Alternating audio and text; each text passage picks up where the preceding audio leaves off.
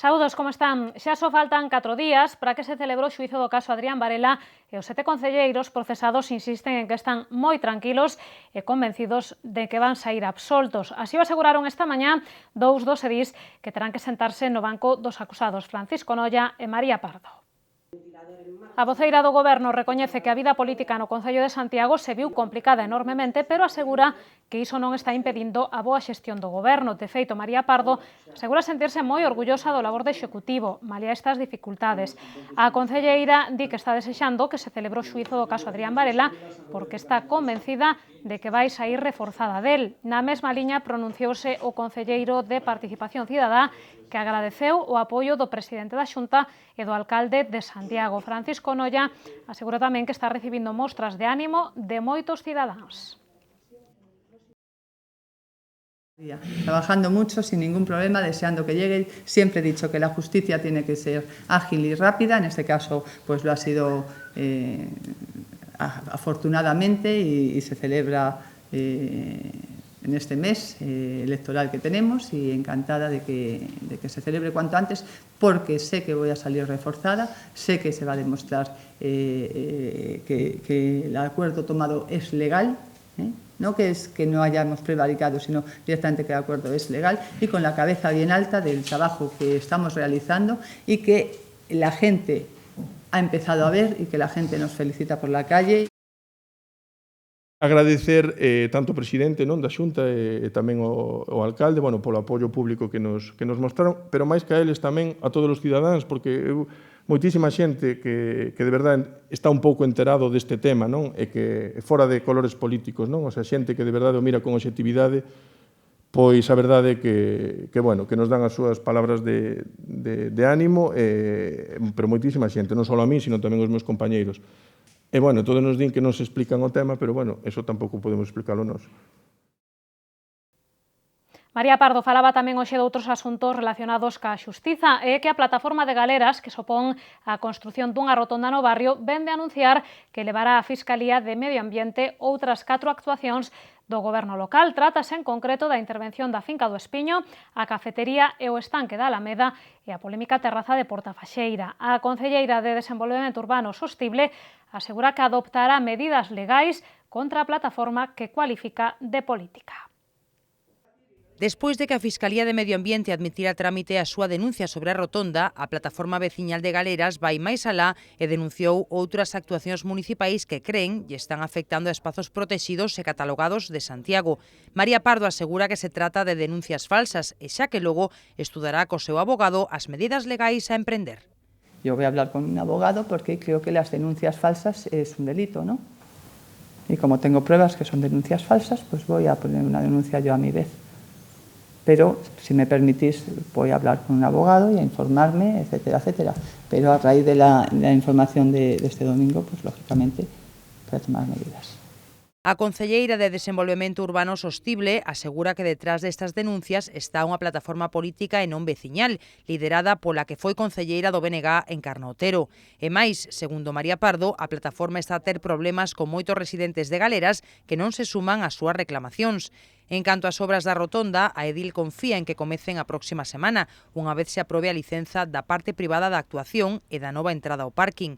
Aínda que nun principio asegurou que abondaba cunha comunicación previa, Pardo recoñece agora que os técnicos recomendan outorgar unha licenza por cuestións de seguridade xurídica. Non eran as de Galeras as únicas obras das que falaba a edil de Urbanismo. María Pardo tamén deu conta dos 4 proxectos que o Concello vai levar a cabo grazas ao plan DTC da Deputación da Coruña, que aportará 750.000 euros. O custo total das 4 actuacións será d'1 millón de euros. A metade desa cifra vai ser pro arranxo da Avenida de Vilagarcía. O plan DTC da Deputación da Coruña vai destinar a Santiago 750.000 euros, unha subvención que o Concello investirá en 4 proxectos distintos. O máis importante deles afectalle á Avenida de Vilagarcía, unha rúa que necesita un urxente lavado de cara. As beirarrúas, a calzada e as bandas de aparcamento están bastante deterioradas. E o que é máis grave, na avenida rexístranse continuos problemas na rede de saneamento. Más visible es Villagarcía y la calle Villagarcía es el primer tramo que se va a hacer, aparte que es un proyecto muy innovador y yo tengo muchas ganas de verlo. tiene unos problemas muy grandes de rotura de saneamiento todos los años esa calle y está en muy mal estado y va a significar pues, un cambio completo no de imagen sino de uso de esa calle. A reurbanización da avenida de Vila García conta cun orzamento de case medio millón de euros e un prazo de execución de 8 meses. A segunda das obras financiadas polo plan DTC da Deputación é a reurbanización do Camiño da Raxeira, en Fontiñas. Trátase dunha actuación que, segundo María Pardo, xa tiña que estar executada hai anos. Es una calle que debía estar ya ejecutada con las aportaciones que hicieron los particulares cuando se hicieron los edificios. Se hizo las aportaciones al Concello y el Concello no lo ejecutó y estoy hablando de alrededor de 6 años más o menos, 6-7 años. O Camiño da Raxeira vai ser reservar para o tránsito peonil, aínda que se poderá acceder con coche aos garaxes. Tamén se axardinará o espazo que queda entre esta rúa e a Rúa Londres e acondicionaránse beirarrúas. A actuación conta cun orzamento de 200.000 euros e un prazo de execución de 2 meses. Doutra banda, a Deputación da Coruña reforzará o firme da Rúa Vieira na parroquia de Cesar por un importe de case 55.000 euros. Por último, o Concello acometerá a mellora da seguridade viaria na Rúa Cañoteira, en Meixón Frío. A actuación está orzamentada en 192.000 euros e executarase coas baixas que se consigan nas adxudicacións das outras obras. Por certo que o Goberno local ten previsto aprobar os xoves as actuacións no rural que serán financiadas con cargo ao plan de obras da Deputación da Coruña e que suman un presuposto de 900.000 euros. E aí na materia de obras, a Concelleira de Desenvolvemento Urbano Sostible anunciou que nun prazo de 2 semanas arrancarán as obras nas rúas dos Fasquiños e Pastoriza. Da actuación orzamentada en 385.000 euros, encargarase a empresa Alconte Galicia. A actuación conta cun prazo de execución de 4 meses e durante todo ese tempo as dúas rúas estarán pechadas ao tráfico. E todo isto mentres continuaban os actos de irmandamento entre Santiago e Tanabe. A delegación xaponesa realizou hoxe un pequeno tramo do camiño na compañía do alcalde compostelán e da concelleira de Turismo. A súa chegada ao Monte do Gozo, os monxes budistas e sacerdotes xintoístas que participaron na peregrinación protagonizaron un chamativo rito para pedir a paz no mundo. A delegación xaponesa que nestes días visitou Compostela non podía marchar sen facer un pequeno tramo do Camiño de Santiago. Como hai uns meses fixera o príncipe Naruhito, o alcalde de Tanabe percorreu 800 metros da ruta xacobea na parroquia de Lavacolla. Fixo acompañado polo rexedor compostelán, a concelleira de Turismo e un grupo de monxes budistas e sacerdotes xintoístas. O tramo finalizaba no Colexio Mestre Rodríguez Xixirei, onde un grupo de nenos esperaba a comitiva para saudala. O remate desta simbólica peregrinación, o alcalde xaponés recoñecía que o Camiño de Santiago e o Camiño Cumano teñen aínda máis semellanzas das que el imaginaba. Yo antes de venir a Santiago de Compostela pensaba que si tenemos algún sentimiento común o idea igual, pero ya como que ahora sentí que somos muy iguales, muy similares. Tamén o alcalde compostelán quixo poñer de relevo os lazos que unen a Compostela e a Tanabe. Ángel Currás insistía no compromiso e colaboración entre as dúas cidades. Que hay dos caminos declarados Patrimonio de la Humanidad en el mundo, uno el Cumano Codo y otro el Camino de Santiago, que detrás de sí hay una tradición y una cultura y una espiritualidad de muchos cientos de años, y que por tanto hoy renovamos ese compromiso de colaboración institucional, de colaboración turística, pero también de colaboración cultural. Despois desta simbólica peregrinación, a delegación desprazouse ata o Monte do Gozo. Alí, ante a estatua dos peregrinos, os monxes budistas e sacerdotes xintoístas realizaron un rito do chamanismo xaponés ou budismo esotérico, coñecido co nome de Shugendo, e que se realiza nos distintos templos do Camiño de Cumano. Trátase dun ritual de adoración ás montañas e ás cascadas, e que os monxes ofreceron para pedir pola paz no mundo. Este foi o último acto da delegación xaponesa en Santiago, que regresou hoxe a Tanabe. E hoxe tamén coñecimos o programa completo das festas da Ascensión. As celebracións máis compostelás van combinar actos tan tradicionais como a Feira Cabalar ou a Festa dos Maiores con concertos de primeiro nivel como os de Andrés Calamaro, Antonio Orozco ou Os Suaves. O programa da Ascensión xa está completo e a disposición de todos os cidadáns para que non se perdan ningún só dos moitos eventos que se van celebrar entre o 28 de maio e o 1 de xuño. As festas arrancarán por todo o alto cun concerto de Andrés Calamaro, que está creando moita expectación. A día de hoxe, xa 15 días do evento, pois hai unhas 1.600 entradas vendidas. E, nos contamos que se superen ampliamente pois as 2.300, 2.500, casi con toda a seguridade, non?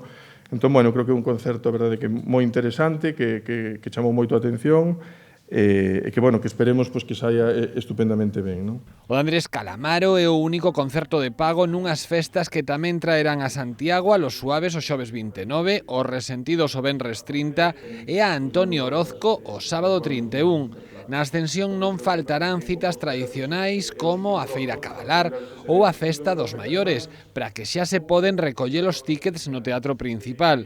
Este ano tamén se recupera outra proposta, o folk na rúa.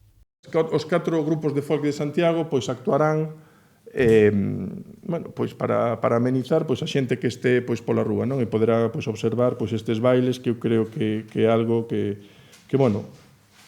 a todos nos gusta. O programa da Ascensión complétase con teatro, actuacións para os máis novos, obradoiros e as actuacións das corais de Compostela o 1 de xuño en distintas prazas da cidade.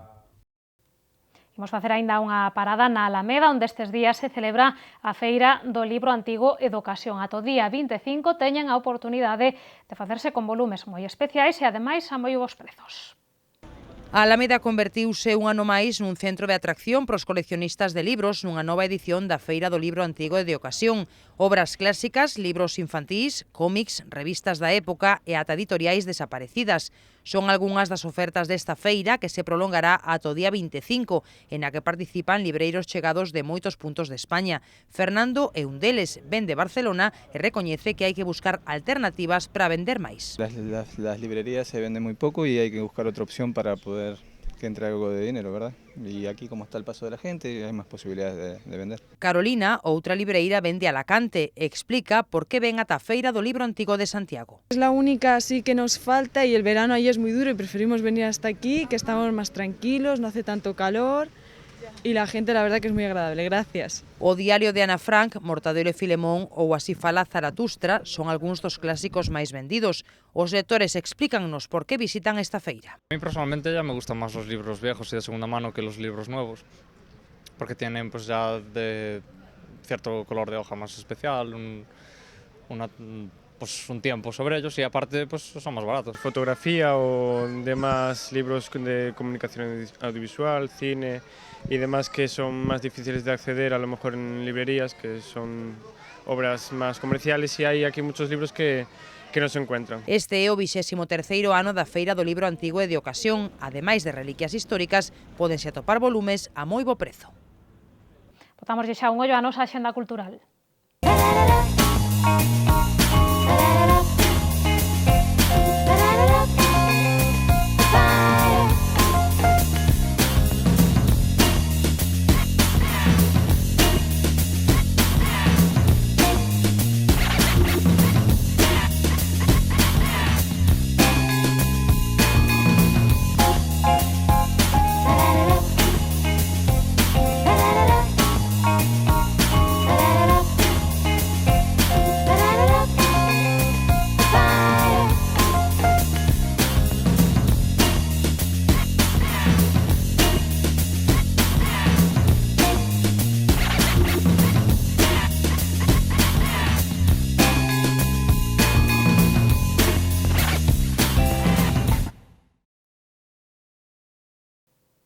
E Meteo Galicia danos conta das previsións do tempo para os vindeiros días.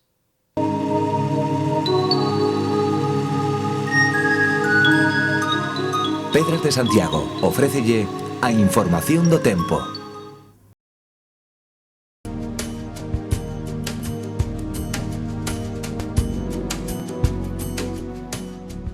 Galicia estará mañá baixo influencia dun anticiclón, de xeito que os ceos estarán despexados e as temperaturas subirán. Os ventos serán do leste fortes no extremo norte e máis frouxos no resto da comunidade.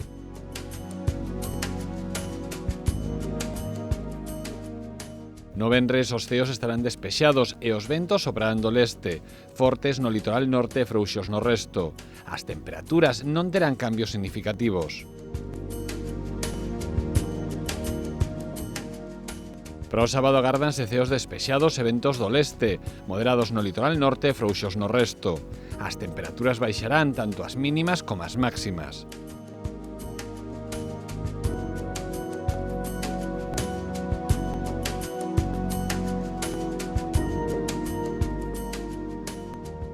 Mañá en Santiago teremos ceos despexados e ventos moderados do leste pola mañá e frouxos do suroeste pola tarde.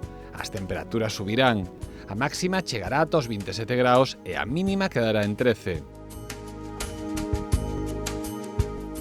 No venres os ceos estarán despexados e os ventos soprarán moderados do leste pola mañá e do nordés pola tarde. As temperaturas manteránse sen cambios significativos.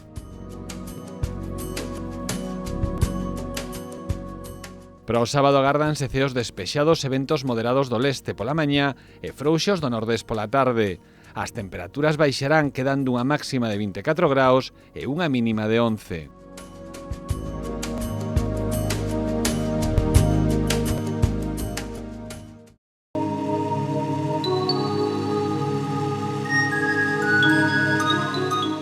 Pedras de Santiago ofreceulle a información do tempo.